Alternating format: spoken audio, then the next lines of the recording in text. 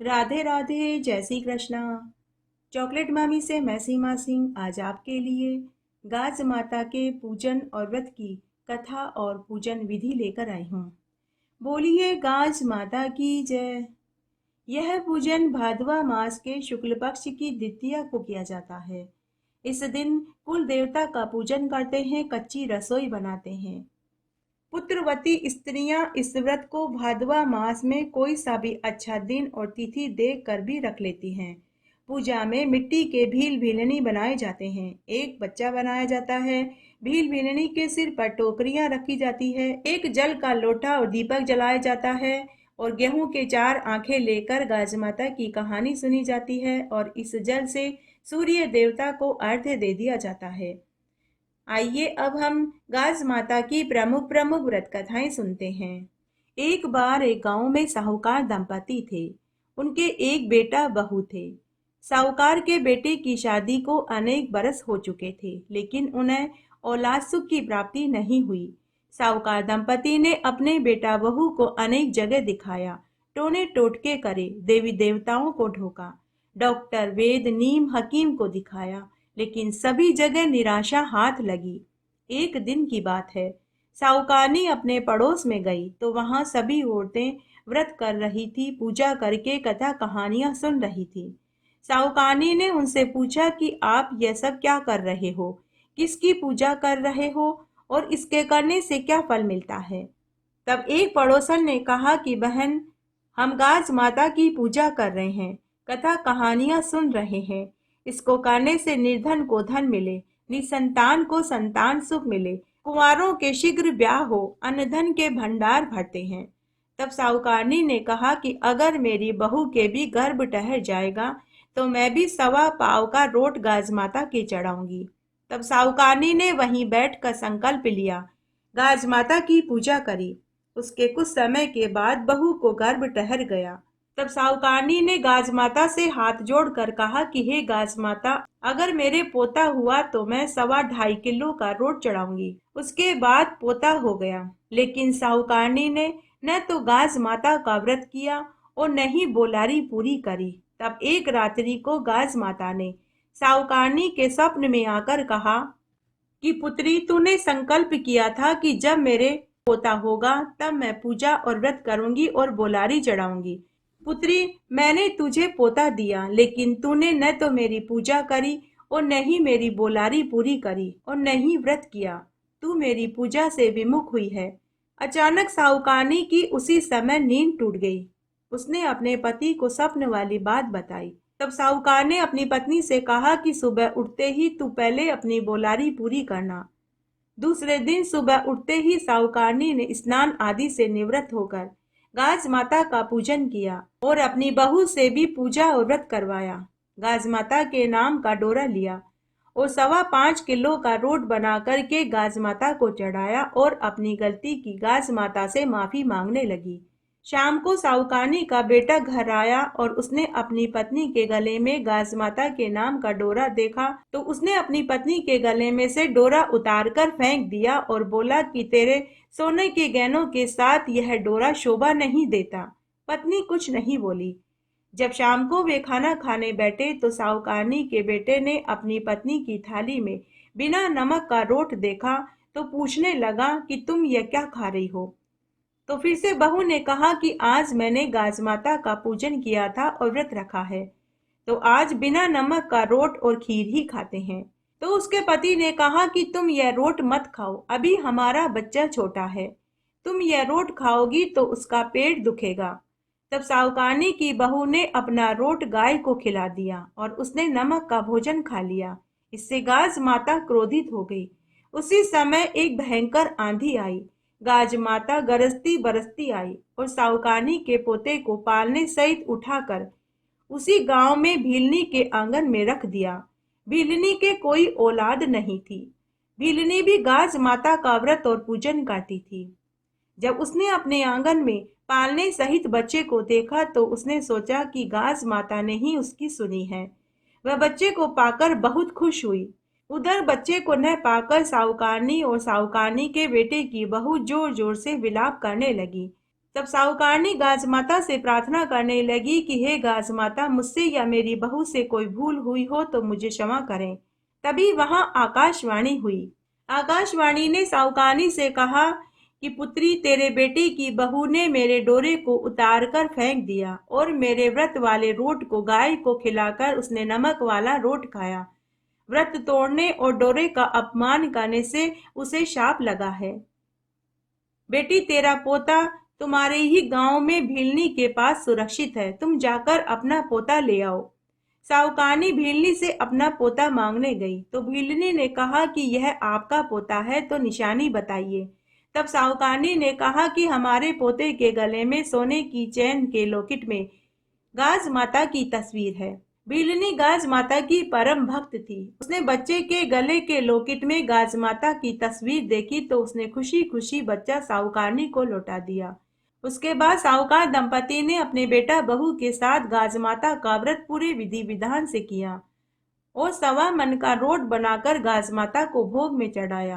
कहते हैं कि उसके 10वें महीने बाद भीलनी के ऊपर भी गाज माता प्रसन्न हुई और उसे भी 2 जुड़वा सुंदर पुत्र दिए। बोलिए गाज माता की जय। आइए गाज माता की दूसरी कथा का श्रवण करते हैं। एक गांव में एक राजा और रानी थे। उनकी शादी को अनेक बरस बीत गए, लेकिन उन्हें संतान सुख की प्राप्ति नहीं हुई। तब एक दिन रानी बोली कि हे गाज माता, अगर मेरे गर्भ रह जाए तो मैं तेरे हलवे की कढ़ाई चढ़ा दूंगी।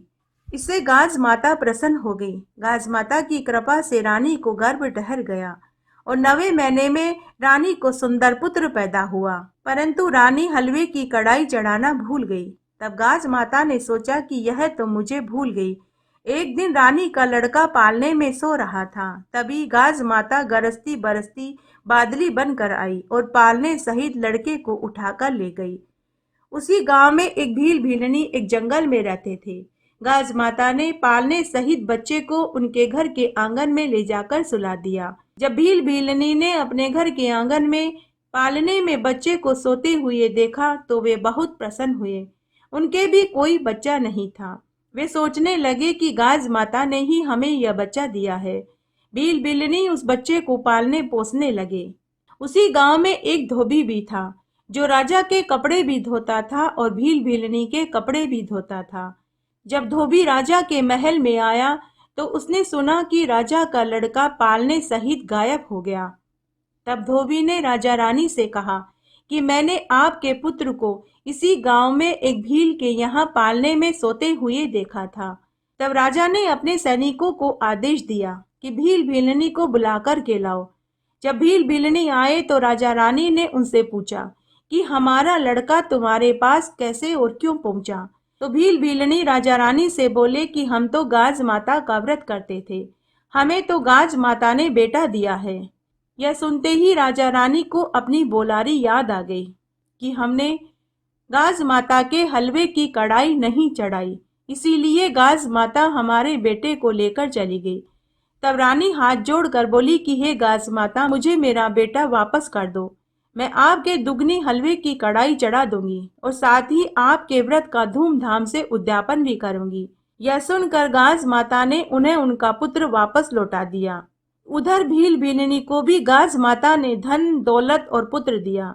उसके बाद राजा ने पूरी नगरी में यह ढिंढोरा पिटवा दिया कि सभी को गाज माता का व्रत और पूजन करना चाहिए। तब सारे शहर में राजा ने ढिंढोरा पिटवा दिया कि जब भी लड़का हो, शादी हो तो गाज माता का व्रत करें और उज्जवल करें। ये गाज माता, जैसे आपने रानी को पुत्र दिया और बाद में भील भीलनी को धन समृद्धि और पुत्र दिया, वैसा सबको देना।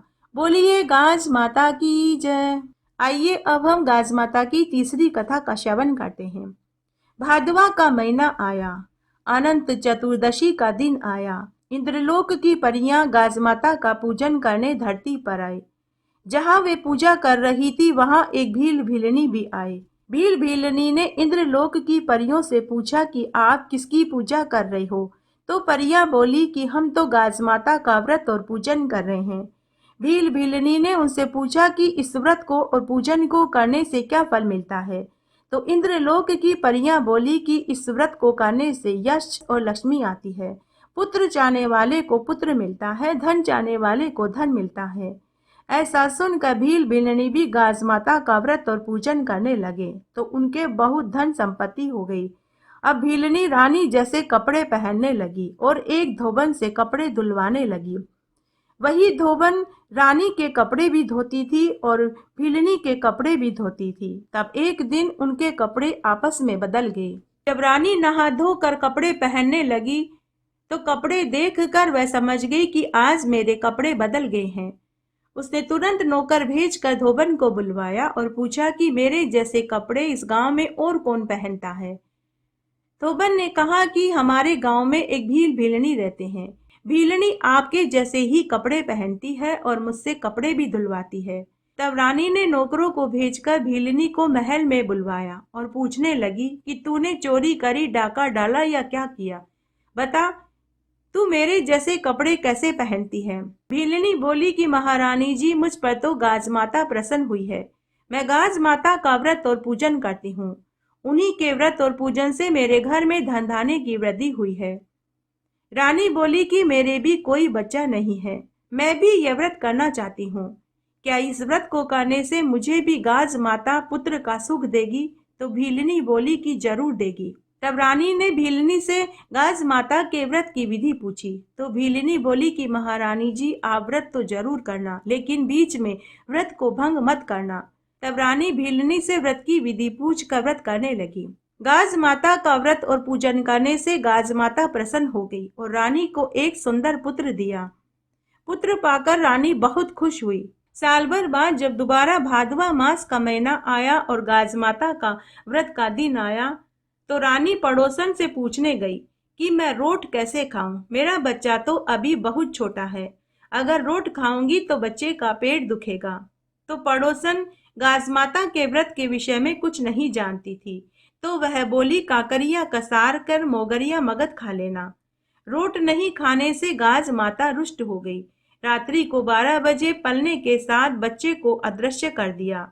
सुबह होते ही रानी ने जब पालने सहित बच्चे को गायब देखा तो वे खूब रोई। राजा ने बच्चे को सब जगह ढूंढवाया, लेकिन बच्चा कहीं नहीं मिला। तब रानी राजा से बोली कि महाराज, अब हमें भीलनी को बुलाकर पूछना पड़ेगा, वही बताएगी कि मेरा बच्चा कहाँ गया। राजा ने नौकर भेजकर भीलनी को महल में बुलवाया और उससे पूरी बात बताई। तब भीलनी रानी से बोली कि लगता है महारानी जी, आपने गाज माता के व्रत को भंग किया है, आपको उसी का दोष चढ़ा है। तब रानी भीलनी से पूछने लगी कि इस दोष से छूटने का क्या उपाय है। तो भीलनी बोली कि अगले साल जब गाज माता का व्रत आए तो आप पूरे विधि विधान से गाज माता का व्रत करना और पूजन करना। तब साल भर बाद जब भादवा मास का महीना आया, गाज माता का दिन आया, तो रानी ने पूरे विधि विधान से गाज माता का व्रत और पूजन किया।